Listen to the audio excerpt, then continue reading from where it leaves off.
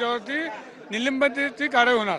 परंतु ही पुन्हा निवडणूक होणार का? जर निलंबनाची कारवाई झाली तर पुन्हा एकदा 100% या सगळ्यांवरती या सगळ्यांच्या संदर्भात नावं कोण आहेत जी 6 मतं फुटलेली आहेत तुम्ही? आता आम्ही माहिती घेणार.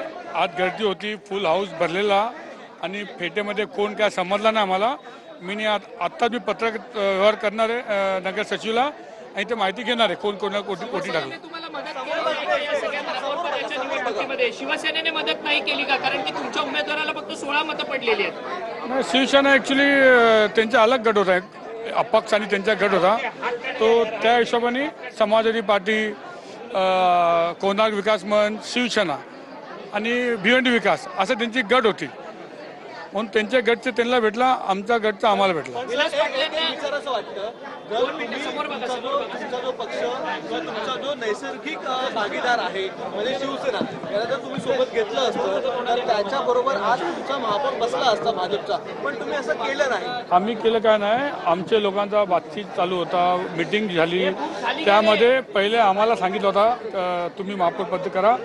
आम्ही तयारी बी केली, कॅम्प पण लावला, पण काही कारणाने ते नाही झालं. काय कारणाने ते 100% होणार निलंबनाची कारवाई. कैलास पाटलांना महापौरपदापासून दूर ठेवण्याकरता ही सगळी भाजपनेच खेळलेली चाल आहे अशा पद्धतीचा एक सूर म्हटलं जातं. नाही, असं काही विषय नाही ना. विलास पालचा विषय कुठे आला का? विलास पालचा विषय काय नाही. परंतु काय कारवाई केली जाणार? तुम्ही पक्षाच्या वरिष्ठांशी बोललात का या सगळ्या संदर्भात?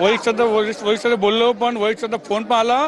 जे पण पक्षविरोध काम केलं असेल त्याच्यावरती जसे एक कायदा बनला आहे पक्ष विरोधी काम करतात ते कायदा त्यांना लागू होईल. तुम्ही कोर्टात सुद्धा जाणार का या सगळ्या संदर्भात? कोर्टात काय जायचा, कोकण मध्ये करून टाकू आम्ही जे करायचं.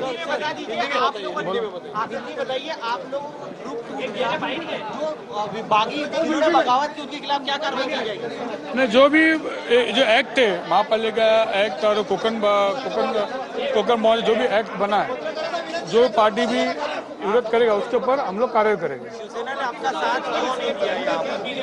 अभी वो कुछ अंदर की बात है, हम लोग कुछ बोल सकते नहीं. कुछ बातों को हुआ नहीं हमारे. चलो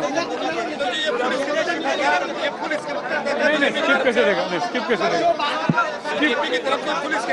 नहीं, बिल्कुल सोड झालं त्यांचा बाईट. अरे रवींद्र. तर नारायण चौधरींनी भाजपमधून बंडखोरी करत अर्ज दाखल केलेला होता आणि ज्यांनी बंडखोरी केलेली आहे त्यांच्यावर कारवाई केली जाईल असं काही वेळापूर्वीच रवींद्र चव्हाण यांनी म्हटलेलं आहे.